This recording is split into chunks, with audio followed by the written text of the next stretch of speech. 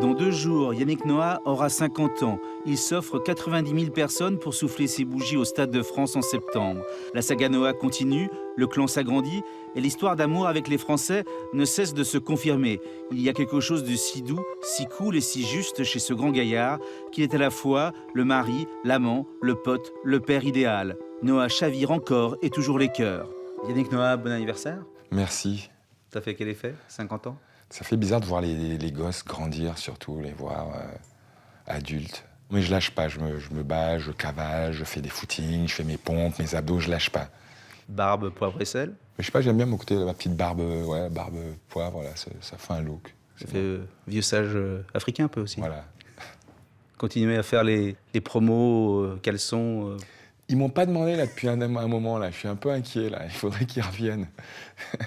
Donc 23 ans, Roland-Garros, 50 ans, Stade de France. Beau résumé. Ouais, ça va vite. Il n'y en a pas beaucoup qui ont fait ça. Il m'arrive là en ce moment, depuis quelques temps, là, je me réveille la nuit et tout d'un coup j'y pense, quoi. Comme Johnny Hallyday. Qu'est-ce que je vais faire? Ah ouais, comme Johnny? Ouais.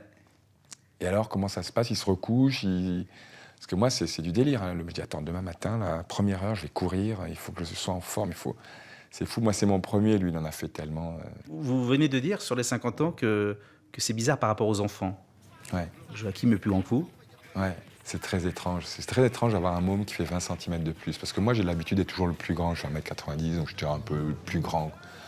Et là, tout d'un coup, d'avoir ce môme-là qui fait 20 kg de plus, 20 cm de plus, c'est impressionnant. En plus, je sais pas, c'est une taille, on s'y fait pas. Hein. 2m10, on s'y fait pas. On s'y fait jamais. Ah, yeah, trop fort, trop fort. C'est bon là? Allez, encore un, T'as s'il te fini? plaît. Un autre, s'il te plaît. Un peu marre. Quel est le plus connu des deux dans les rues de New York?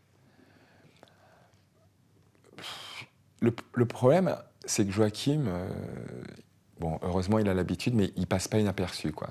Voilà, c'est une espèce de grande asperge qui passe. Donc les gens voient cette grande masse et tout d'un coup se disent « Ah, mais c'est le basketteur ». Moi, j'arrive encore à pouvoir passer inaperçu. Mais là, maintenant, c'est en train de devenir une star là-bas et c'est bien. Oh waouh, je vous adore. Je peux prendre une photo avec vous? Excuse-moi, Nick, c'est pour moi. Bien sûr. Ah, je prends la... Oui, Ah, d'accord. merci.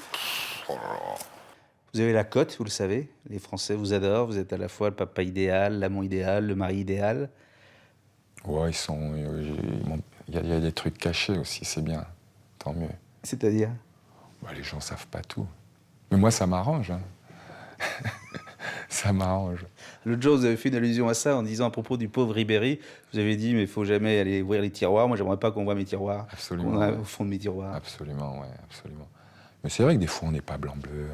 Des fois, on fait des conneries. Et j'en ai fait plein. Certaines connues, d'autres méconnues. Mais ça me fait mal au cœur quand je vois un collègue dans la détresse, comme ça me fait mal au cœur. Et puis l'acharnement, et puis les premières pages, et puis donner la parole. C'est pas sain, quoi. Restons un peu sur le foot. Vous qui avez été coach, un grand coach, qu'est-ce que vous pourriez conseiller à Domenech pour qu'il soit un peu meilleur coach ou qu'il communique un peu mieux, soit avec les médias, soit avec les joueurs? Il est comme il est déjà, donc il n'y a pas de jugement de l'homme, bien sûr. Mais il y a une chose que j'ai l'impression qu'il ne réalise pas, c'est que derrière la caméra, il y a des millions de gens qui l'écoutent et qui regardent.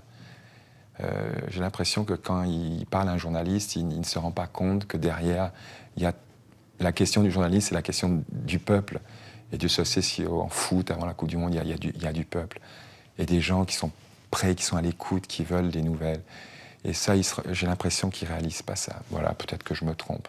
Et qu'une équipe de France qui, pour l'instant, n'est pas très aimée par le peuple, justement, qui n'emporte pas l'enthousiasme, ça peut être un gros handicap? Moi, quand j'étais athlète et quand j'étais entraîneur, je pensais qu'il était important d'être aimé. Je pense qu'on joue pour être aimé. Je pense qu'on fait ça pour être respecté, apprécié. Et il ne faut pas attendre de gagner pour essayer de gagner ça. Je pense qu'on peut être respecté et aimé avant. Imaginez un buteur qui marque un but et qui se retourne et il n'y a personne pour l'acclamer ou en tout cas pour partager ce moment. C'est horrible, c'est l'enfer. Vous êtes parti 2 ans, vous revenez, vous la trouvez comment, la France? Oh, je pars, je reviens, je la suis, je lui écris, elle m'écrit, elle m'appelle, je l'appelle, elle me manque. Je la trouve... comment je la trouve morose. Et entre l'Amérique d'Obama et la France de Sarkozy, votre choix? Depuis que je suis né de l'amour d'un blanc, d'un noir et d'une blanche. Toute ma vie, c'est essayer de rassembler les deux, quoi. J'adore le Cameroun, j'adore la France. J'adore les noirs, j'adore les blancs, j'ai envie qu'ils s'aiment.